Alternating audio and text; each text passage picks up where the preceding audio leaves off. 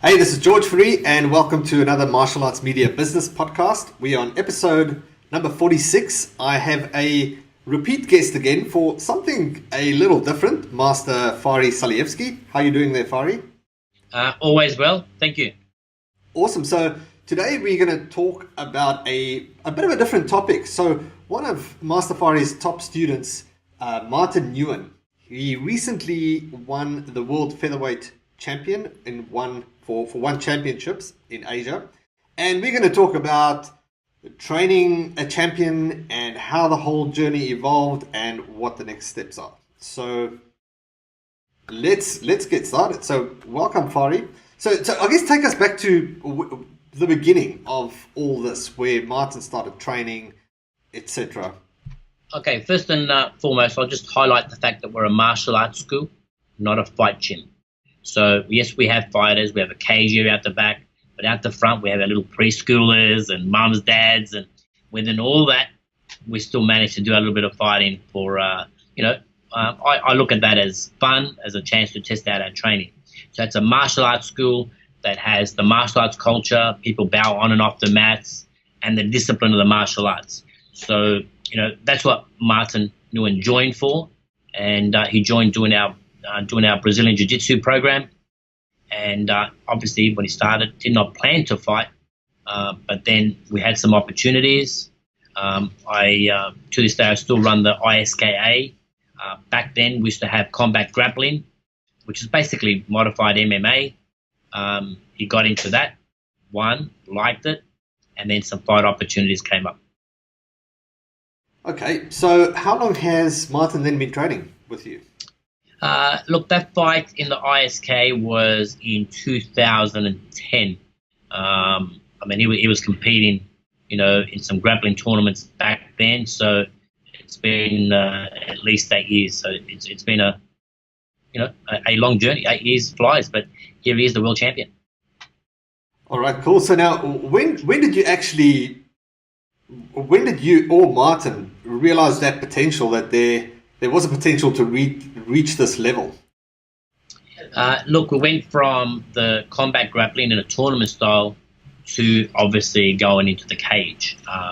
His debuts were good. He had an undefeated record, but there was a one fight in Canberra that I put him up against an ace grappler from Melbourne that was just basically choking everyone out, and that fight really showed whether Martin was going to step up or not.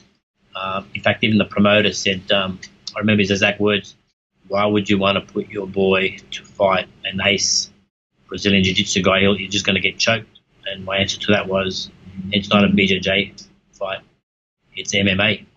And that was probably, I got to say, one of the bloodiest fights you've ever seen. If you go on my YouTube channel, check it out. I think his name is Winneman. Anyway, check it out. And his beard, I still remember to this day, was drenched in blood. It's probably the worst kind of MMA fight you want to see. The fight that gives MMA a bad image. That was it, because there was a lot of blood. But it showed that Martin Nguyen could step up. He's a natural competitor, and he stepped up, and that earned him basically another serious fight. And he was really only a fight away from an Australian title, which he ended up winning with against the gym across the road, which is always satisfying, I must say. And he did that in very convincing fashion. It's probably one of his easiest fights, just saying it like it is. No disrespect, but he won that, and then he also won, as a result of winning the Australian title on brace, he got the opportunity to fight in Asia. He won a contract. Okay, so with One Championship, now, everybody knows UFC, perhaps Bellator, these are the more the common names. Yeah, So absolutely. just to give people context, where does One Championship fit into the equation? Well, they have a bit of a laugh in Asia, and they say, UFC has won the West, One FC has won the East, right? So, think about it. China alone has 4 billion people, a quarter of the world's population. If you take a quarter of that, it's a billion, people market just in China. In Vietnam, I mean, Martin Nguyen obviously has a Vietnamese heritage. You've got a market that's 95 million. The numbers are phenomenal. When within the first 3 days of him winning the title, and if you look at some of the previews of his last couple of fights, within a few days, there's like 1.2, 1.3, 1.5 million previews of his fight highlights on the One FC Facebook page. I mean, the numbers are just phenomenal. I mean, that's the Asian market. It's huge. It's massive. And we obviously can't relate to those sort of populations in Australia, but if ever you try to catch a train in Tokyo or any of these countries, it's a busy place. So the numbers are huge. The market is huge. And you know what? Martial arts and fighting is in their heritage, and they love to see a good fight. And One FC really rules that part of the world. All right, so definitely a big deal for him. So absolutely. Now, you being a martial arts school, and you talk about this, the discipline and everything, how do you then make the adjustments? You've got this guy, Martin Nguyen, with all this potential, and you want to take him to the top, but you don't really specialize in fighting, in training fighters to that level. So how do you then go and make the adjustments with the training? Look, well, first and foremost, we've always been a combative school. So our target is self-defense, not competition. So we always try to keep it real. So the Hapkido and even the Jiu-Jitsu, our philosophy is, I can, if I take my fighting habits to a tournament, I'm not going to be disadvantaged. But if I only train in tournament and I take that philosophy to a fight, someone's going to get hurt.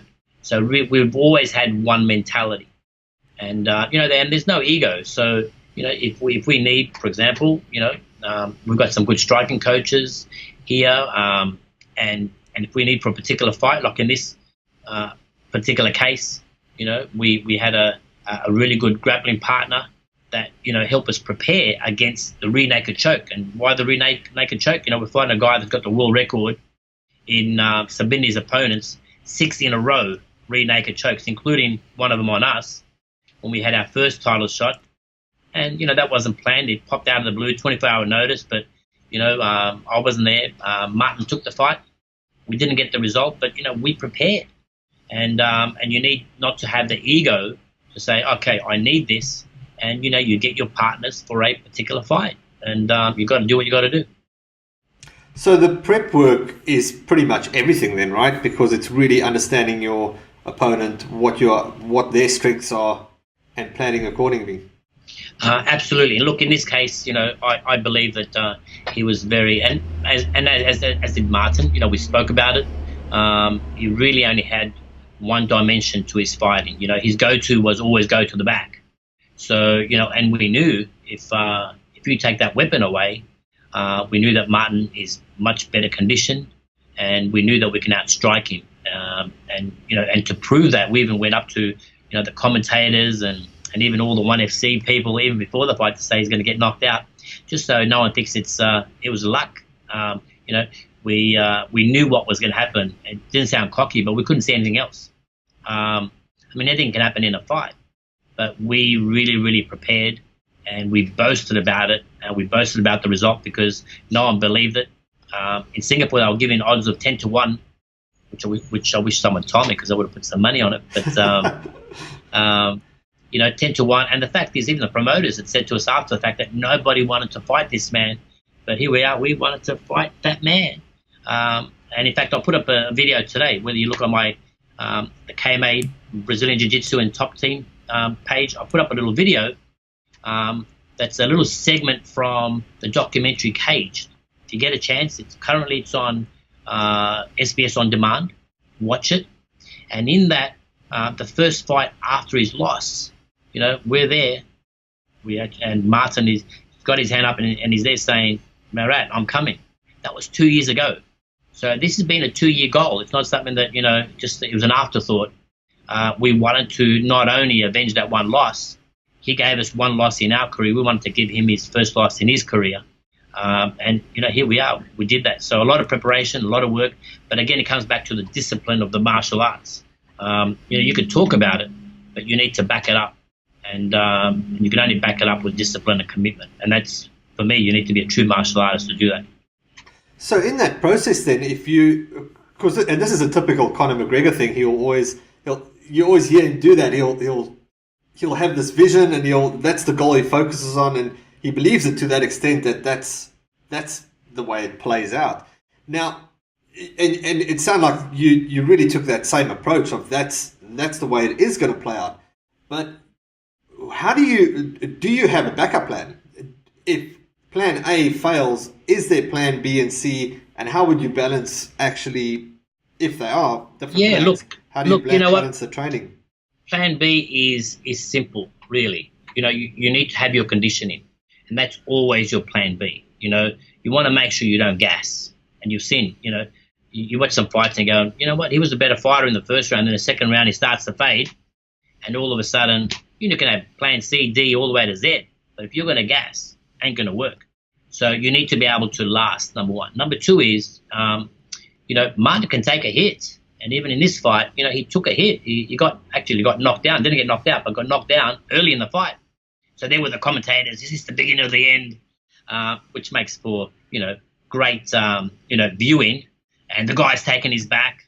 And then, Martin not only gets up, from the punch, but he gets the guy off his back once, twice, three times. Again, great viewing. But what does that do to, the mind games of our opponent? That's his trump card. He did it once, twice, three times, desperately tries the fourth time and just simply doesn't even get to the point where he puts his hand around his neck, falls off. He's starting to get tired. Watch the fight if you can. It's a beauty. And, some people just call it an overhead right, but really we call it the money maker. And it was. Pretty cool. That's awesome. So now how does that, you guys get back home, how does that affect the morale and everything from all the other students at school? Look, you know what? If they're not inspired now, they never will be. But, believe it or not, it's harder to come back from something like that than it is from, a loss. Because, there's a lot of hype. We had like a group of 18 people. If you look at some of the highlights, we're in the cage, and we had a huge, KMA entourage, absolutely fantastic. We prepped together, we toured together, we ate together, and straight after the fight, I'm telling you, we celebrated together. Great atmosphere. Everyone came into the cage. Security didn't want to let us in, but, how can you lock out that many Aussies? I think even the security just gave up, and everyone just stampeded the cage. But, the reality is that our goal wasn't just to simply get there and win. The goal was to get there, win, and, build already for the next fight. Immediately after the fight, we announced that we were more than happy to fight for the title in the next division down. So whether it happens sooner or later, look, it's going to happen. Martin will make his mark in this division. And, he's always up for a challenge. Every fight that Martin's ever had, the person's had an undefeated record. People had a big run of wins, but, Martin just stepped up each time and every time.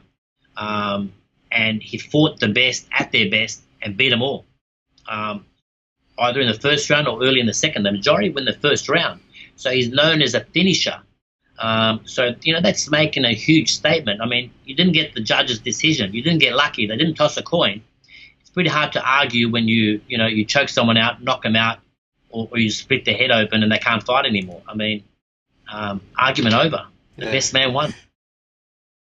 Awesome. Now, what about venturing under the UFC or anything like that? Is the One Championship where Martin's going to stay? Absolutely. Look, the ONE FC people, it's an amazing organisation, and people that know it and know, the Asian market is really, you do well, that's the market where you want to be.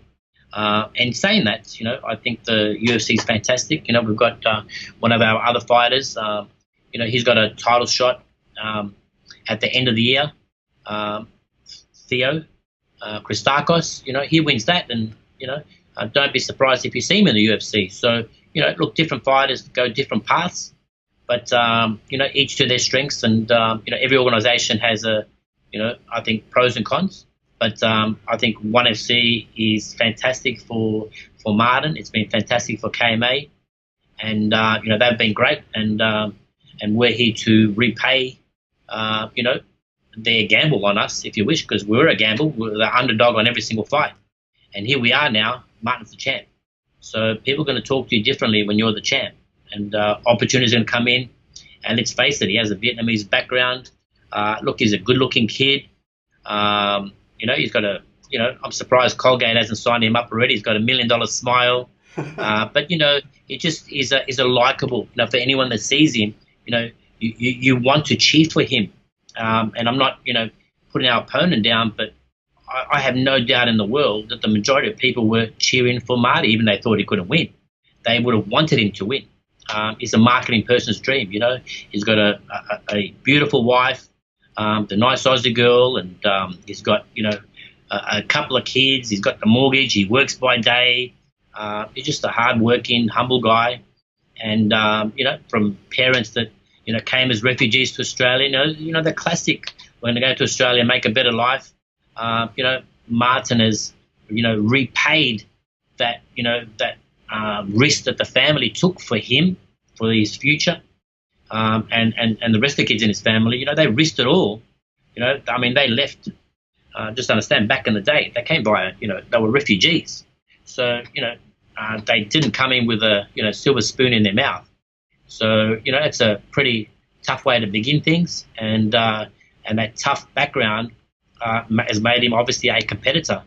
But he's represented Australia. But I have no doubt that the people of Vietnam would love someone to say, "Hey, he's our hero too," and there's nothing wrong with that too. He's very proud of his Vietnamese history, and he's obviously, his dad, unfortunately, is not with us anymore. But that's a way of saying, I want to repay my dad's history, and he's obviously got some relatives over there. How good is that? You got two countries backing you, and to be known, and what a success story it is. And the success story is still ongoing, hasn't finished yet. But I think now our goal is, obviously to continue to win. But my wish for him is to really build a legacy, and it's a big word for us. So. Yeah, for sure. So a young working guy like Martin, is there a good financial payoff for fighting at this level for him? Well, hopefully there will be. Now he's the champ. Look, things obviously will change. So as is, more people see him, hopefully more people will come to the forefront as sponsors. We'd love to be talking to, look, he loves a Mercedes. So Mercedes dealers out there, you want an absolutely fantastic role model and an athlete. He'd love to drive your car. So let's have a chat. Is that for one Mercedes or two? Because it sounds like there's double interest here. No. You know what? I'm all about helping our fighters and helping our team. I've been blessed in life, and for me, it's all about achieving something for the guys, and I'm telling you, it's very well deserved, and so hopefully the word will get out more and more, and even with this podcast, the brand of KMA, the brand of Martin, the situation, anyone that sees him loves to watch him fight. It's not a 5-round boring fight. It's going to finish, and the stats are there. So if you haven't seen his fight yet, I would watch a couple of his fights, and I'm telling you, I get the best seat in the house, and I enjoy watching his fights. That's awesome. Yes, I will make sure that the fights are all posted within this episode, martialartsmedia.com/46. Yeah. I do have a link on all of the little highlights on my YouTube channel. You can click and it'll do the like a series of videos. The playlist, yeah. On the playlist, so check it out. And with that too, I'll put some of the pre-fight little promos that they had in Asia. Saying how he lost in 47 seconds, and they really pumped that up. And this man's undefeated, and which is good because it makes the win all the more remarkable and all the more exciting. So it really was a rocky story from the world's point of view, But from our end, it was a fight that we really prepared for. Fantastic. So let's talk about, before we finish things up, let's talk about the marketing side of this quickly. Something that Hakan Manav also mentioned to me when they went through the big Australian Australia's Got Talent, and they got all that press. They really rode it as far as they could because of this national exposure. Absolutely. Look at that face. Look, that's the winner. That's the guy that we beat. I mean, it's everywhere. Have a look on my Facebook. Have a look on our, on the KMA Brazilian Jiu-Jitsu and top team. Look, I ain't gonna lie. It's absolutely, but it's also a bit of pride, and and I want people to be inspired, and it is inspirational. Look, success leaves tracks, whether it be in business, in training. If you want to follow that path, well, obviously we didn't get lucky. We have to be doing something right. And there's a great team here. There's a great culture here. So if people want to get looked after, if people want, to train in a place, look, we own the building for starters. We ain't going to go nowhere. So we're here to stay. I've been teaching for 35 years. And I honestly believe if you're within distance, obviously I'm going to recommend it coming here. And hopefully they will. And yes, we're going to pump it. But also too, we want to pump it because I want people to know Martin. And he is a great kid and he's a role model. And sometimes the image of MMA is not always the best one, but, look, he's got no criminal record. He's got kids, has the mortgage, works hard. And anyone that's ever met him, they all say, what a wonderful human being. And he is. He's just your regular, Aussie bloke with a Vietnamese heritage, which is pretty cool. Fantastic. Awesome. Well, Fari, thanks for meeting with me again and sharing the story. Really inspiring. And for anyone listening, martialartsmedia.com/46, you'll get all the show notes and all the links also to find out more about Master Fari and Martin and the KMA Martial Arts School. You can check out martialartsforlife.com.au. Cool. Pleasure was all mine. Awesome. Thanks, Fari. Look forward to speaking to you again. day. All right. Bye. Cheers.